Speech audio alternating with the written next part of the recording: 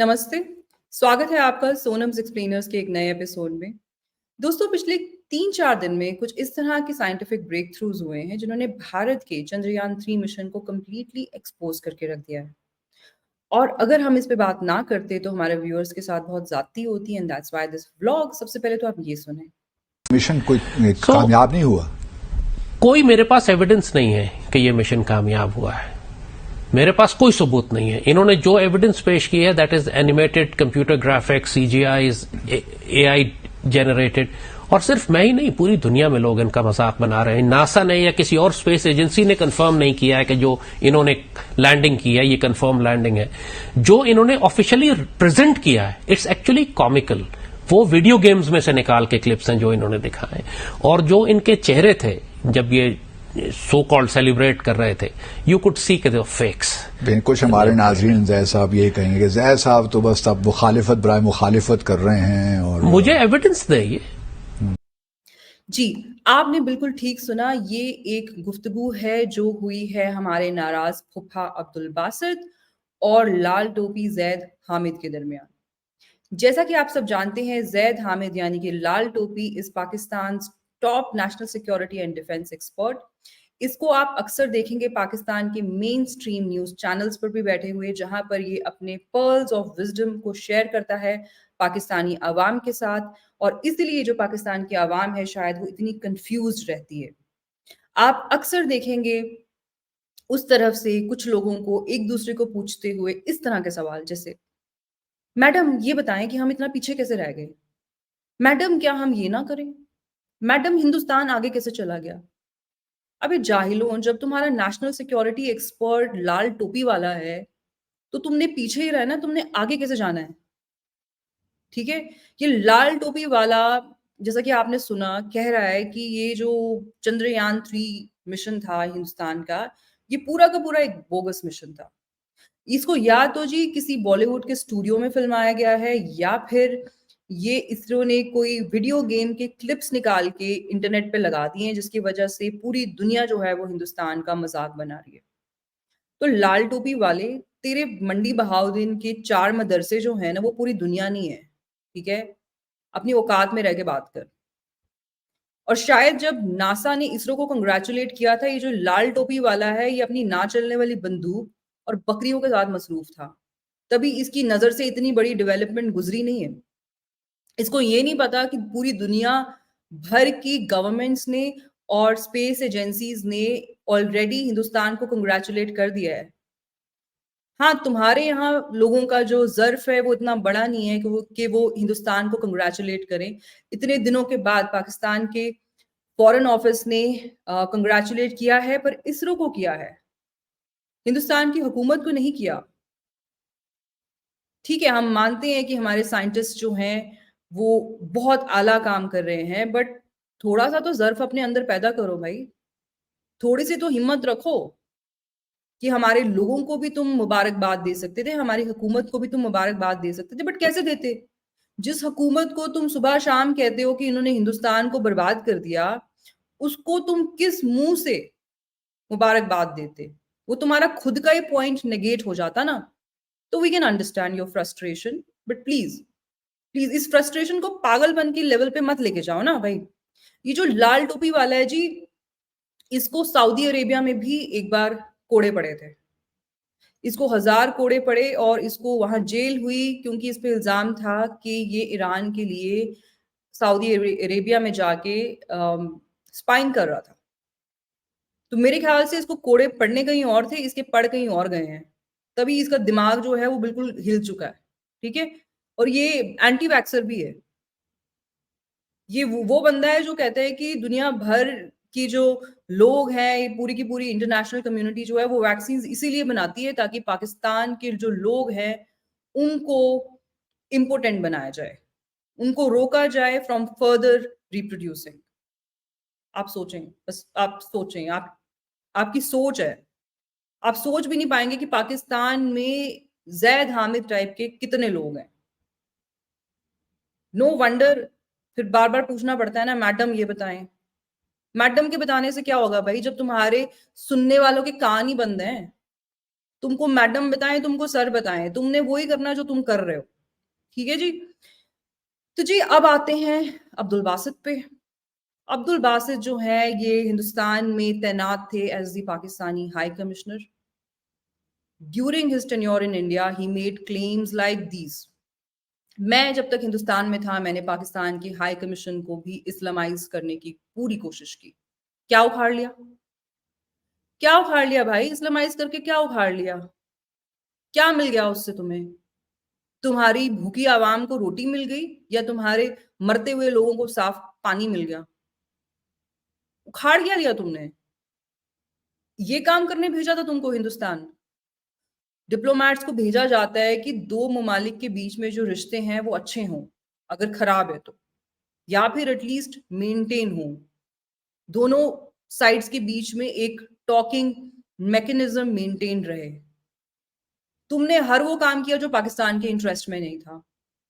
तुम यहां आके हिंदुस्तान के हर अंदरूनी मामलात में टांग अड़ाते रहे। जब तुम यहां से गए लोगों ने मिठाइयां बांटी कि जी घटिया आदमी था, गया यहां से, ये इसका काम ही यही था लोगों पे पर्सनल अटैक करना।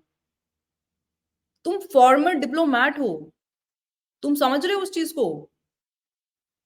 तुम कोई 2 टके के यूट्यूबर नहीं हो भाई, तुम पढ़े लिखे हो। तुमने एज अ डिप्लोमैट काम किया है बहुत सारे ममालिक में। जर्मनी में रहे तुम, मॉस्को में रहे, वहां पे भी खैर इनकी एक अलग कहानी है। मुझे मेरे कुछ पाकिस्तानी दोस्तों ने ही बताया कि ये जो अब्दुल बासित है जब ये मॉस्को में तैनात था तो जी जो भी पाकिस्तान से स्टूडेंट्स वहां पढ़ने जाते थे, पाकिस्तान में ये इंप्रेशन होता था कि ये लेफ्टिस्ट है, ये कोई एजेंट्स होंगे वहां के। तो ये जो अब्दुल बासित है एज द एम्बेसडर देयर, ये उनको तंग करता था, उन स्टूडेंट्स के कामों में रोड़े अटकाता था इंस्टेड ऑफ बीइंग हेल्पफुल।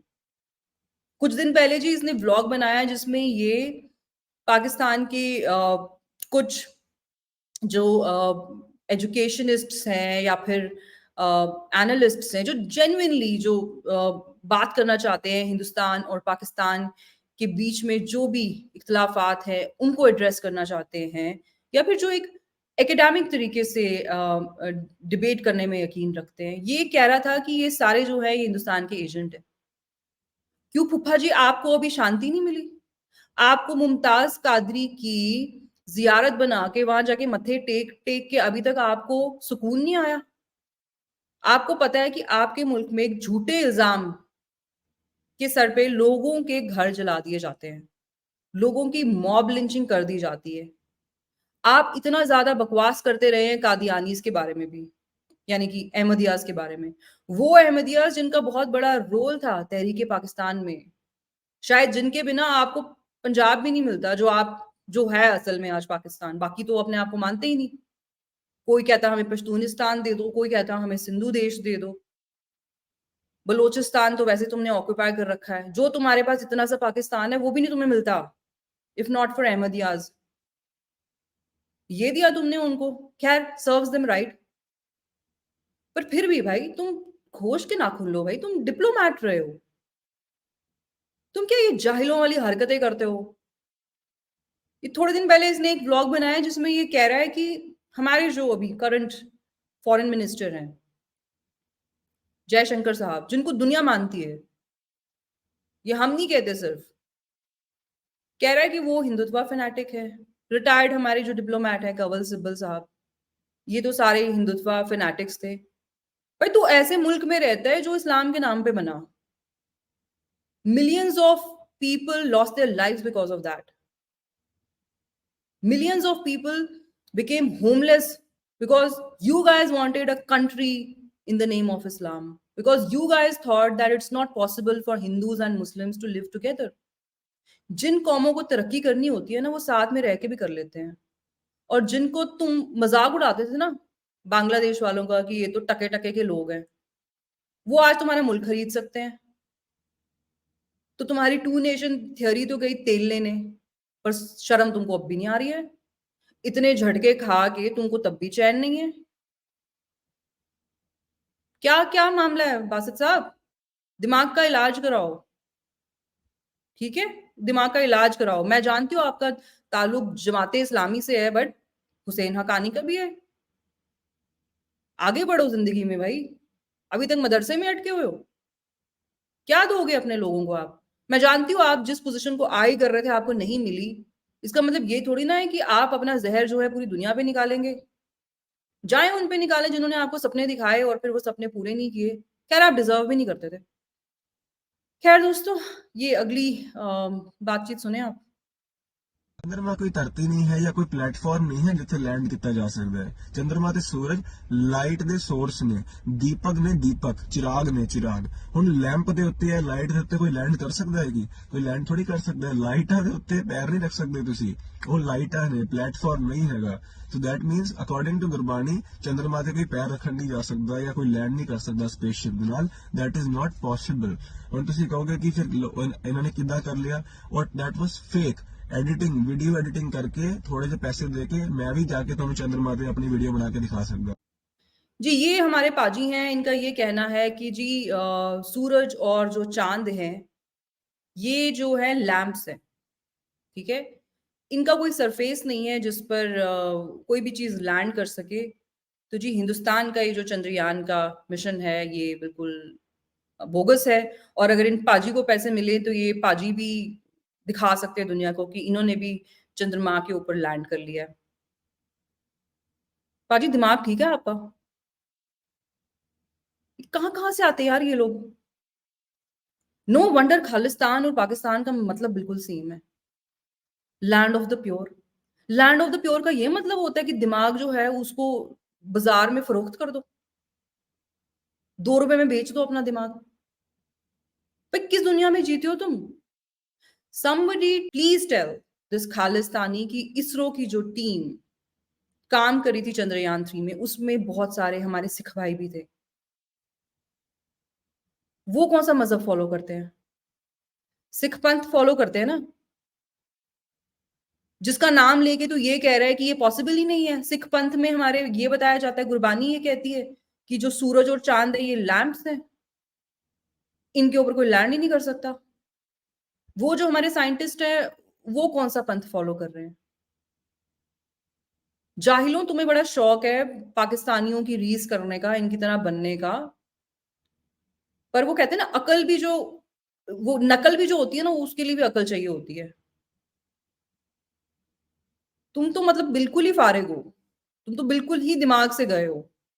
दुनिया भर में तुम अपनी कौम की बदनामी करते फिर रहे हो। कहीं पे चाकू मारते फिर रहे हो, तो कहीं पे तुम ड्रग्स बेचते फिर रहे हो। तुमको खालिस्तानियों सिख पंथ से प्यार नहीं है। तुमको हिंदुस्तान से नफ़रत है। इसीलिए तुम पागलपन की हद तक अब अपनी जहालत दिखाना शुरू कर रहे हो। इसीलिए कहते हैं कि अपने अंदर उतना ज़हर मत भरो कि आपको खुद को ही मसला होने लग जाए। तो इस जाहिल खालिस्तानी के बारे में तो मैं और कुछ कह नहीं सकती। It will be a waste of time. आगे बढ़ते हैं, ये सुने आप। मदरसे में साइंस, मैथ्स या इंग्लिश पढ़ाई जाती है? अल्हम्दुलिल्लाह दावत इस्लामी के अंदर जो है अब बीएस स्टार्ट हो चुका है। उसके अंदर बाकायदा दुनियावी तालीम भी दी जाती है ताकि बच्चे जो है दुनियावी एतबार से पीछे न रहें और दीन के साथ साथ दुनियावी तालीम में भी आगे बढ़ते रहें। ये बताओ कि जमीन गोल है या फ्लैट है? जमीन आला हजरत जो है, मैं उनकी रोशनी में आपको बताता हूँ कि जमीन जो है ये सुकून है, यानी ये रुकी हुई है, ये घूमती नहीं है। इस तरह हम नहीं कह सकते कि वो घूम रही है गोल। अगर जमीन फ्लैट है तो फिर ये मौसम कैसे बदलते हैं, ये दिन रात कैसे आते हैं बताओ? अगर ये घूम ही नहीं रही, चांद ग्रहण कैसे लगता है, सूरज ग्रहण कैसे लगता है? करता हूँ, ये जो है जमीन जो है ये बिल्कुल सुकून है। बस जो है ना चांद, ये इसके गिर्द जो घूमता है, ये घूम रहा है, जमीन घूम नहीं रही है। तो फिर सूरज भी घूम रहा है जमीन के गिर्द? सूरज जो है ना हर दिन निकलता है और अपनी रोजाना की कहते हैं जो होती है उसकी जिहद, उससे ऊपर ऊपर बढ़ता जाता है। और ऐसे कहते हैं सूरज ये पूरी जमीन का गिर्द चक्कर लगाता है, जो है जमीन वो घूम नहीं रही। ये जो सूरज है ये इसके इर्द गिर्द घूम रहा है, जिसकी वजह से मौसम की कहते हैं ठंडा होता है, गर्म होता है। इसी तरह के कहते हैं आसमान दिनों का छोटा बड़ा होना, ये भी कहते हैं सूरज के साथ ही है। ये देखें, बिल्कुल ये देखें मदरसा के बच्चे आज ऐसी बात बता गए हैं जो आइंस्टाइन भी नहीं बता के गया। जी, ये भाई है जमाते इस्लामी के एक मदरसा से, ये कोई मदरसा स्कॉलर है और जी इनका कहना है कि मदरसे वालों की भी अब आंखें खुल चुकी हैं और मदरसों में भी अब जो दुनियावी तालीम है, इसको बड़ा ज़ोर दिया जा रहा है। वो उसका मैं आपको मतलब समझाती हूँ, कॉन्टेक्स्ट समझाती हूँ कि पाकिस्तान में हमेशा जो आखिरत होती है ना, या फिर जो आफ्टर लाइफ होती है, उसको बड़ी तरजीह दी जाती है। ये लोग इसी में जीते हैं कि भाई ये तो सब आर्ज़ी है, कब हम मरे और हमें 72 हूरें मिले। ये इस लाइफ को एन्जॉय ही नहीं करते। और जो बेचारे करते हैं इस लाइफ को एन्जॉय, उनको ये पत्थर मार-मार के ब्लास्फेमी के इल्ज़ाम में मौत के घाट उतार देते हैं। और वो जो मारने वाला होता है फिर उसकी ज़ियारत बना के वहाँ पे जाके लेट-लेट के जाके इबादत करते हैं और रोना-पिटना करते हैं। तो जी ये भाई जो है इनका ये कहना है कि आखिरकार हमारे मदरसों में भी साइंस जो है वो पढ़ाई जा रही है। बड़ी अच्छी बात है। मैंने भी यही सोचा जब मैंने स्टार्ट किया ये सुनना।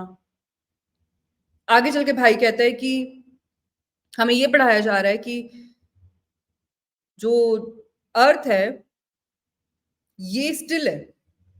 ये एक ही जगह रहती है। इसके आगे-पीछे सूरज और चाँद जो है वो चक्कर लगाते हैं और इसी तरह दिन और रात होता है। सलाम है भाई आपको। पाकिस्तान का जो मुस्तकबिल है वो बिल्कुल सेफ हैंड्स में है, विद पीपल लाइक यू। कल एक इनके कोई रिसर्च स्कॉलर है, उनको मैंने पूछा कि आप कोई कंपैरेटिव एनालिसिस ड्रॉ कर सकते हैं between education in India and Pakistan? मैंने उनको बोला एक डिस्पैशनेट तरीके से आप कर सकते हैं, जिससे लोगों को समझने में आसानी हो। I didn't want to get into the rhetoric. उनका आगे से मुझे जवाब आता है, आपके यहाँ पे तो इतने सूडो साइंस वाले भरे हुए हैं, हिंदुत्वा वाले। वो तो कहते हैं कि काऊ यूरिन से हम कैंसर ठीक कर देंगे। सबसे पहले सबसे पहले तो ये समझिए कि ये ऐसा हो गया कहना कि मैं ये कहूँ कि पाकिस्तान के लोग बहुत पीछे रह गए in the field of science and technology, क्योंकि वहां के लोगों का ऑब्सेशन है कैमल यूरिन के साथ। इस्लामिस्ट्स का ऑब्सेशन है। What has Hindutva got to do with जहालत? Hindutva is the code of a politically aware Hindu, जो तुमको बड़ा चुभता है, क्योंकि तुम चाहते थे कि पूरी दुनिया में बस एक मुस्लिम नेशनलिज्म रहे और हम ही अपने कौमी तराने गाएं और हम दुनिया को बेवकूफ बनाएं, अपने मजहब के नाम पे। और पता नहीं क्या क्या करते हो तुम लोग। तुमको बर्दाश्त नहीं होता कि हिंदू अपने आप को थोड़ा सा असर्ट करता है, तुम उसको हिंदुत्वा वाला कह देते हो। भाई कोई जाहिल आदमी है जो ये कह रहा है कि गाय के पेशाब से कैंसर ठीक होता है, उसका हिंदुत्व से क्या लेना देना है? ये तो ऐसा हो गया कहना कि पाकिस्तान इतना पीछे इसलिए है क्योंकि जो इस्लामिस्ट्स हैं they are obsessed with camel piss. ये तो ऐसे ही हो गया ना कहना। किसी की जहालत का उसके पॉलिटिकल व्यूज से क्या लेना देना है? और अगर हिंदुस्तान में इतने ही सूडो साइंस को प्रमोट करने वाले हिंदुत्व फैनेटिक्स बैठे हुए हैं, तो इकोनॉमिक पैरामीटर्स में हिंदुस्तान इतना आगे क्यों है तुमसे? पूरा दिन तुम बैठ के एक दूसरे को सवाल क्यों करते रहते हो? हम जी पीछे रह गए, इंडिया आगे निकल गया, हम पीछे रह गए। पूरा दिन ये सब क्यों करते रहते हो? तुमको पता होना चाहिए अभी तक कि तुम्हारे साथ मसला क्या है। और अगर अभी भी तुम्हें नहीं समझ आ रहा ना, तो फिर कभी आएगा भी नहीं। फिर तुम्हें नहीं आ सकता समझ। और गुजारिश करना चाहूंगी मैं अब्दुल बासित साहब से, अगर वो ये जो मदरसा स्कॉलर है इसका ताल्लुक भी जेईआई से है, आपका ताल्लुक भी जमात इस्लामी से है, प्लीज एक गुफ्तगू इनके साथ भी बनती है। मजा ही आ जाएगा। प्लीज एक गुफ्तगू इनके साथ भी करिएगा। और आखिर में दोस्तों, आपने ये रिसेंटली एक न्यूज सुनी होगी कि एक पाकिस्तानी लाइसेंस्ड डॉक्टर जो यूएस में वर्क वीजा पर था, वहां पे काम कर रहा था, वो प्लान कर रहा था लोन वुल्फ अटैक्स पूरे के पूरे अमेरिका में। ठीक है। And the Cheemas and the Bajwas of Pakistan are not worried about the fact कि इनके लोग दुनिया भर में जाके यही यही काम करते हैं। इन्होंने पूरी दुनिया को 26/11 दिए, इन्होंने पूरी दुनिया को 9/11 दिए, 7/7 दिए, जिसके बारे में ज्यादा लोग जानते नहीं है। लंदन ट्रेन बॉम्बिंग्स जो 2005 में हुई थी मेरे ख्याल से, उसके बारे में जाके पढ़ें, उसमें भी देखें जो परपेट्रेटर्स है उनका ताल्लुक कौन से मुल्क से। एटलीस्ट 2 की परपेट्रेटर्स। भाई तुम्हारे लिए हैरानी की बात कैसे है ये? और तुमको मसला ये नहीं है कि तुम्हारे लोग दुनिया भर में जाके दहशतगर्दी करते हैं। तुमको मसला ये है कि इससे हमारे मुल्क की इमेज खराब हो गई। कौन सी image? You didn't have any image to begin with. Image तो तभी खराब होती है ना अगर हो, बेइज्जती तभी खराब होती है अगर इज्जत हो, है ना? जब आपकी इज्जत ही नहीं तो बेइज्जती कैसे होगी? खैर ये भी पाकिस्तान में होता है, वहां पे बेइज्जती खराब होती है, हमारे यहाँ पे इज्जत खराब होती है, उधर बेइज्जती खराब होती है, क्योंकि डिफॉल्ट मोड जो होता है वो बेइज्जती वाला ही होता है। तो आपके लोग तो काम ही यही करते हैं। तो ये रोने के बजाय कि भाई अब हमें वीजा कौन देगा, हमें पहले ही इतनी मुश्किल होती है, एयरपोर्ट्स पे हमारे इतने इतने चेक होते हैं, ये सब करने के बजाय अपने लोगों के दिमाग ठीक करें। और ये जो झूठे कंपैरिजंस हैं हिंदुस्तान और पाकिस्तान के बीच में, ये बंद करें सबसे पहले तो। आप अपना कंपैरिजन करना चाहते हैं तो सीरिया से करें, अफगानिस्तान से करें। वैसे वो आपसे बहुत बेहतर थे पर आपने उनको भी बर्बाद कर दिया। मैं तालिबान ऑक्यूपाइड अफगानिस्तान की बात कर रही हूँ, उनसे अपने आप को कंपेयर करें। अफगानिस्तान को आपने तोहफा दिया ना तालिबान का, तो देखें डिवाइन जस्टिस आपको पलट के तोहफा मिल गया। तो अपना कंपैरिजन जो है नॉर्मल कंट्रीज के साथ ना करें। और दुख इस बात का मनाएं कि आपके लोग जाके इनोसेंट लोगों की जानें लेते हैं आपके मजहब के नाम पे। शर्म आपको इस बात की आनी चाहिए कि क्या है आपकी एजुकेशन में ऐसा जो लोगों को पागलपन तक एक्सट्रीमिस्ट बना देती है। इस पे बात करने के बजाय आपका जो क्रिटिसिज्म है वो कंप्लीटली स्ट्रेटेजिक है। आपको चिंता इस बात की है कि हमारी इमेज खराब हो गई, हमें वीजा नहीं मिल रहे। आपको चिंता इस बात की नहीं है कि आपके लोग जो हैं वो निहत्थे इनोसेंट लोगों की जाने लेते हैं। बंबई में आके उन्होंने ये किया, लंदन में उन्होंने ये किया, न्यूयॉर्क में उन्होंने ये किया। आप कोई शूटिंग दुनिया भर की उठा के देख लें, उसका कनेक्शन निकलेगा आपके मुल्क के साथ। बढ़िया आपकी इज्जत है जो खराब हो गई है। प्लीज थोड़े होश के नाखून लें। हम जानते हैं कि भाई आपकी मजबूरी है, आप नहीं जो असल जो परपेट्रेटर्स है आप उनका नाम नहीं ले सकते। तो फिर जी अगर आप ऑनेस्ट कॉन्वर्सेशन कर ही नहीं सकते तो बेस्ट है कॉन्वर्सेशन ना ही करें। क्या जरूरत है अपना भी बेवकूफ बनाने की, और फिर जिसको बुलाना है उसका भी आप पोपट कर रहे हैं।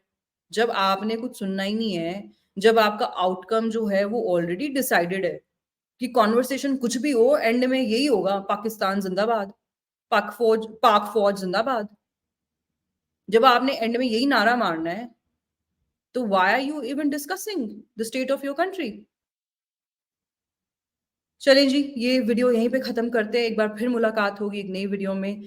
Till then take care of yourself. और अगर आपको ये वीडियो पसंद आई तो do consider subscribing to my channel. Like भी कर दें यार वीडियो। बाय।